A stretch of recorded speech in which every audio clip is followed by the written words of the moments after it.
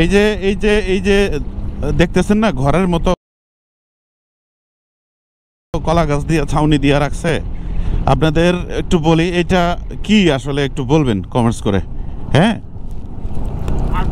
ওই ভেতরে কি আছে? হ্যাঁ, ভেতরে কি জন্য এরকম কলা পাতা দিয়ে চতুর্পাশটা ঢেকে দেওয়া হয়েছে? ভেতরে কি চাষ হয় এটা একটু বলবেন।